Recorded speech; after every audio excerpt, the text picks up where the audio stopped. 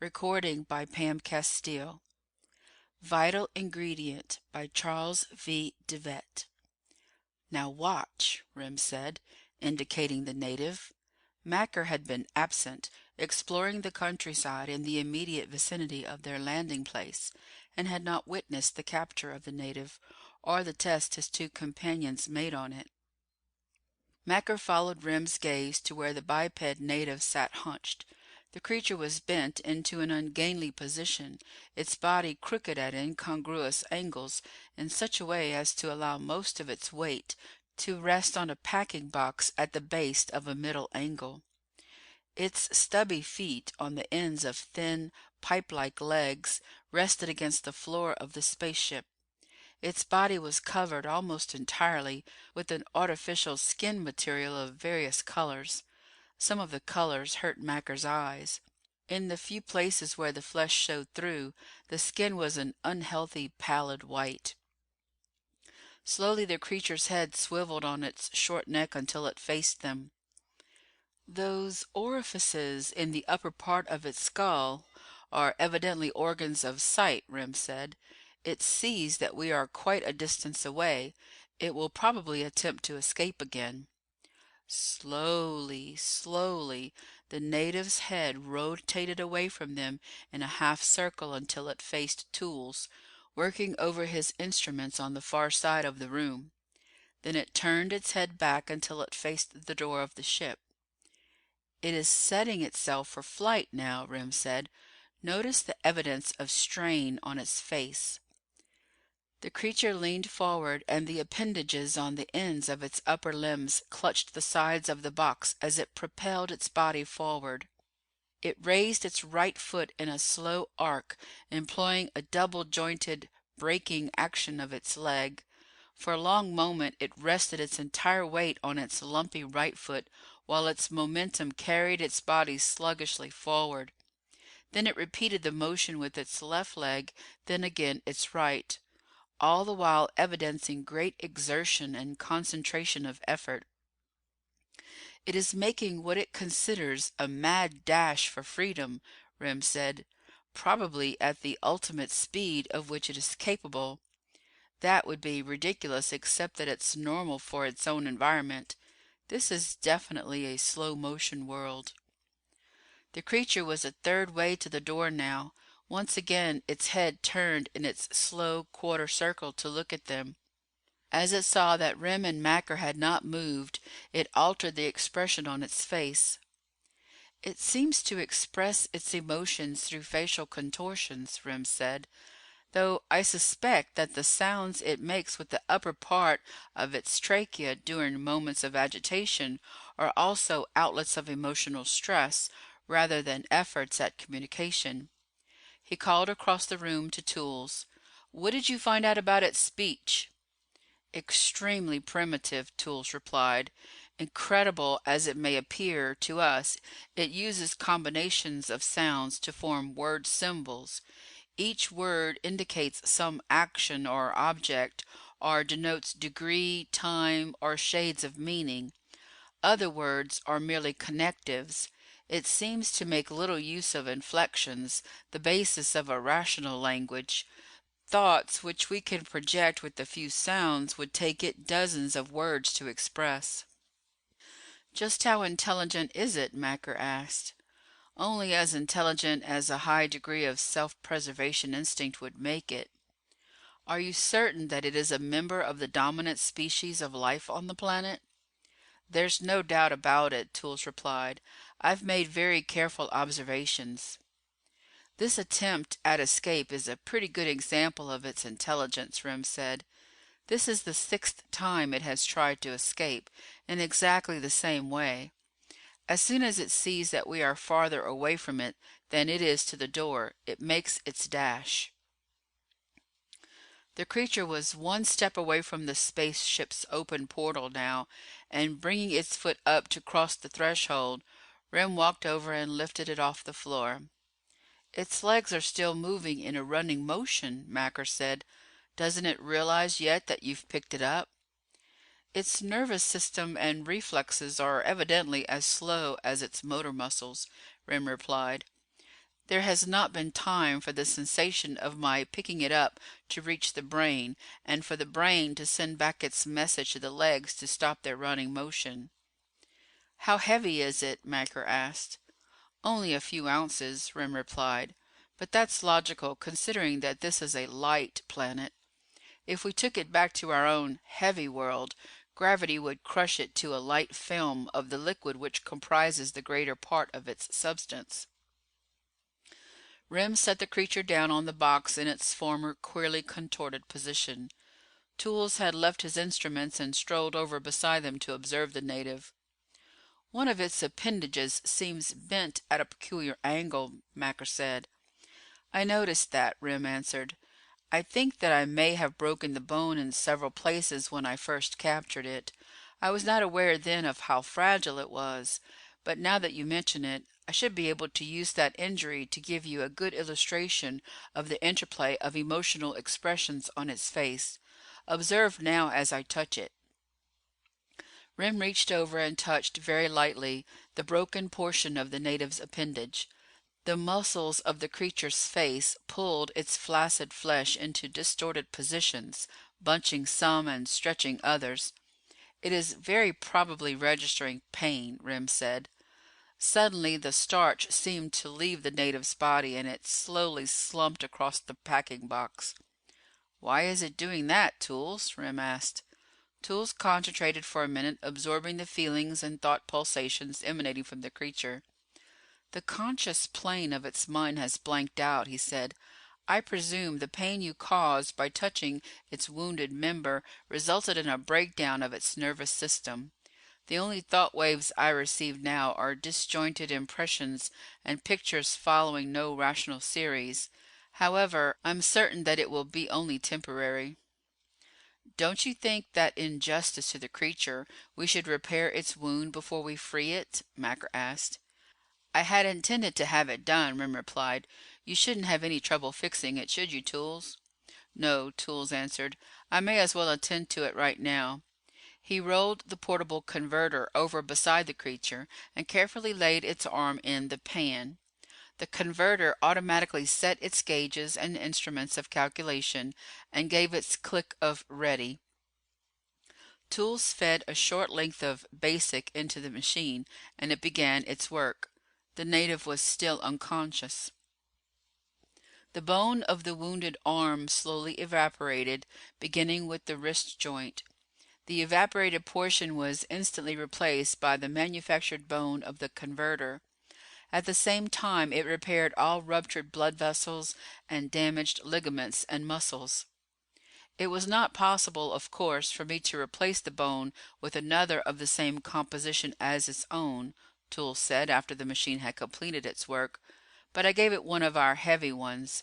There would be no force on this planet powerful enough to break it again." The native's first evidence of a return to consciousness was a faint fluttering of the lids that covered its organs of vision. The lids opened and it looked up at them.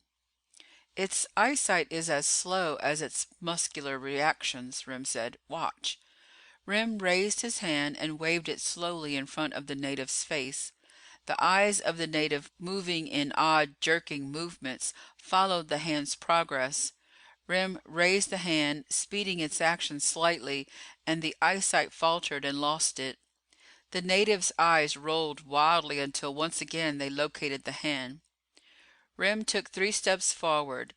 The native's eyes were unable to follow his change of position. Its gaze wandered about the room until again it settled on Rem's waiting figure. "Can you imagine anything being so slow?" Rem said. "And still—" Suddenly Macker interrupted. "Something is wrong.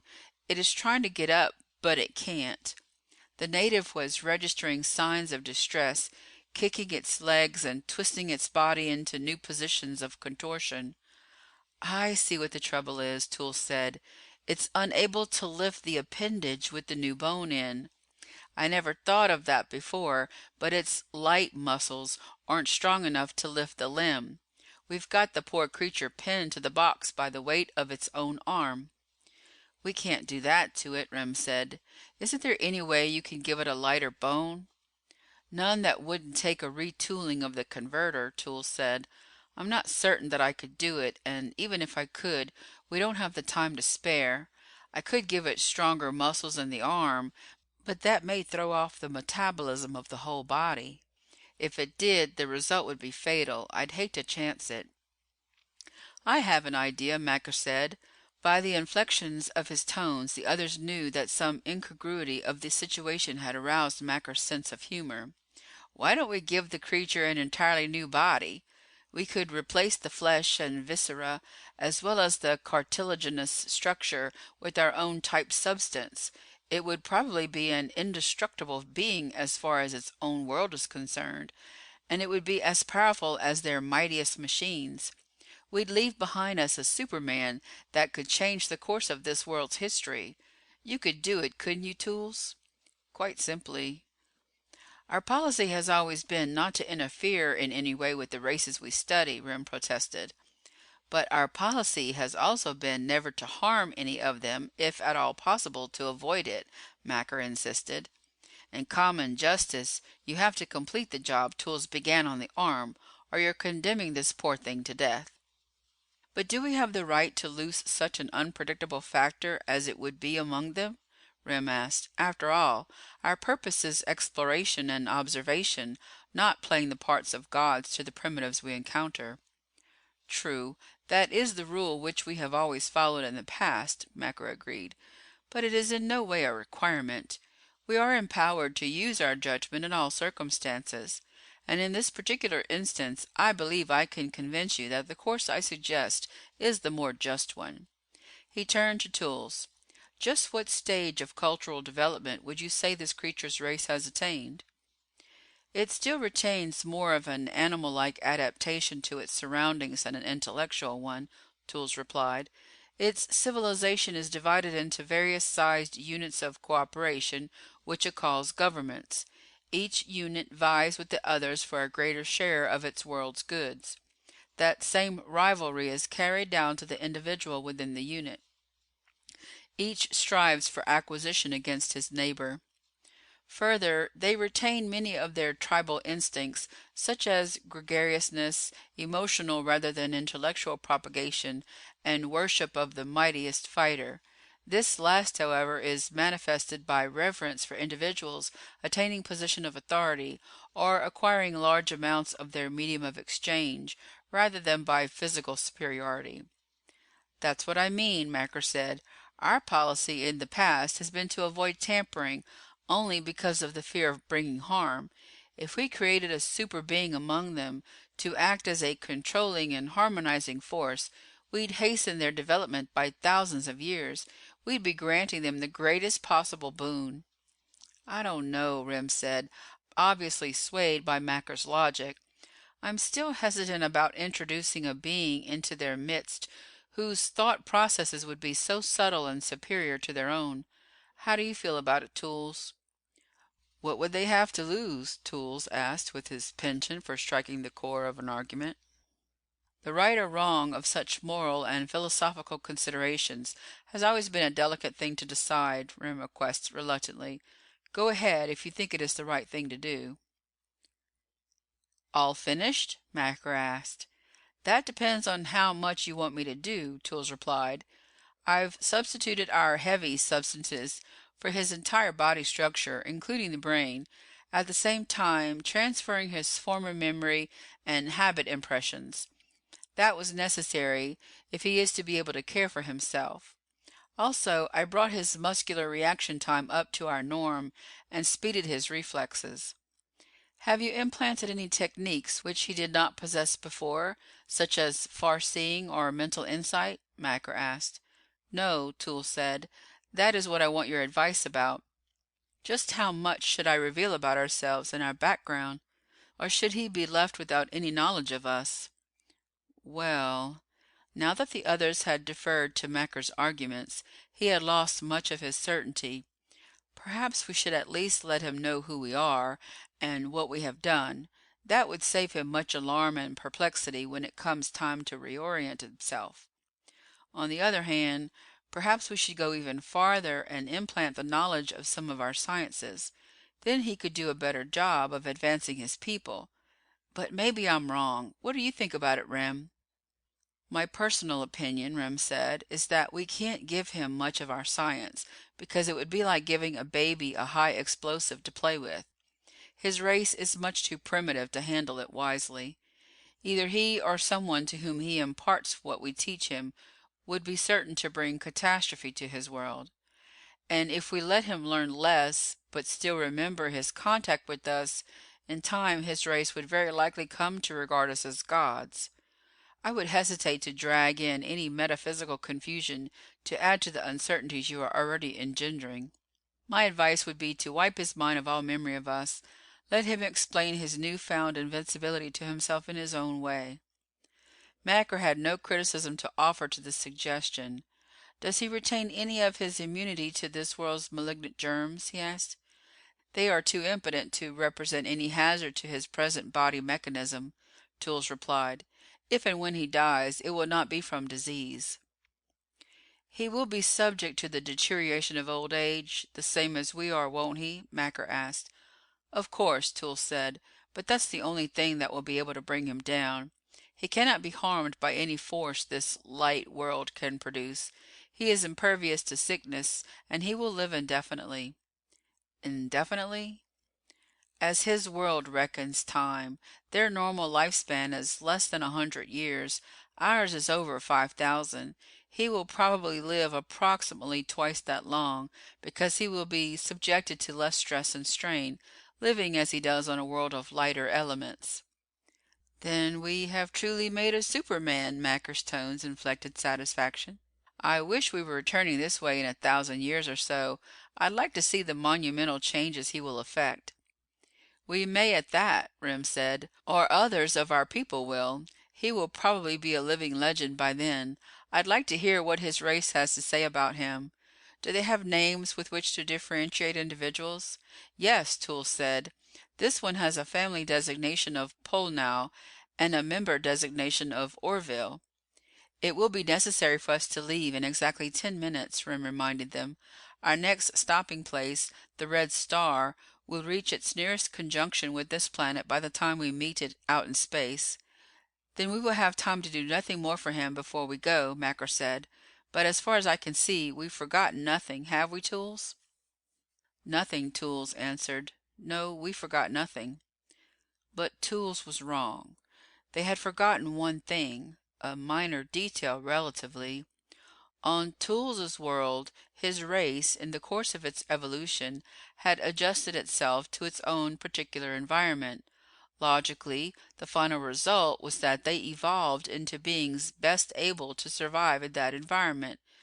As such, their food, a heavy, highly concentrated food, was ideally suited to supply the needs of their heavy, tremendously avid organisms. Orville Pollnow had no such food available. His body, no larger than before, had an earth mass of 180,000 pounds. 180,000 pounds! The weight of 1,200 average-sized men, of fiercely burning, intense virility. Even continuous eating of his own world's food could not supply the demands of that body. 24 hours after the aliens left, Pollnow was dead of starvation. End of Vital Ingredient by Charles V. DeVette. Recording by Pam Castile.